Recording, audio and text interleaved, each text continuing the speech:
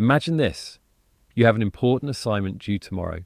It would only take an hour to finish. Instead, you check YouTube, then your phone. Maybe you clean your room. Maybe you suddenly remember that you've always wanted to learn guitar. Hours disappear. Eventually, panic sets in.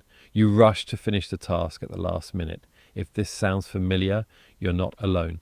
Around 20% of adults identify as chronic procrastinators, and almost every student has experienced it. But here's the surprising part. Procrastination isn't usually about laziness. It's your brain trying to protect you. Today, we'll explore why your mind works against your goals and what science says you can do about it.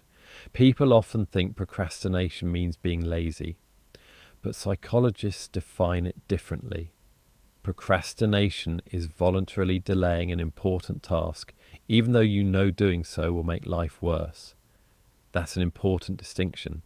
Lazy people don't care whether the task gets done. Procrastinators usually care a lot. Sometimes they care too much. The strange thing is that procrastination often happens with tasks that matter the most. Studying, starting a business, going to the gym, writing a book, applying for a new job. If you know these things are good for you, why avoid them? To answer that, we need to look inside the brain.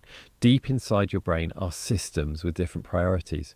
One part is focused on long-term goals, planning, discipline, future rewards. This area is largely controlled by the prefrontal cortex, the part of the brain involved in decision-making and self-control.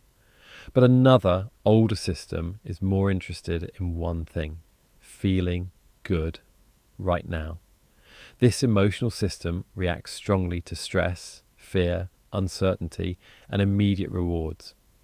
When a task feels overwhelming or uncomfortable, your brain starts looking for an escape. Scrolling social media, watching videos, playing games, anything that provides instant relief. This creates something psychologists call mood repair. You're not avoiding the task, you're avoiding the uncomfortable feelings associated with the task. Ironically, this temporary relief often creates even more stress later. Here's something researchers discovered that changed how psychologists think about procrastination. The next time you catch yourself procrastinating, and don't ask, why am I so lazy? Ask yourself, what feeling am I trying to avoid? Understanding that difference might be the first step toward finally breaking the cycle. Thanks for watching, and if you enjoyed this video, consider subscribing for more documentaries exploring the fascinating science behind the human mind.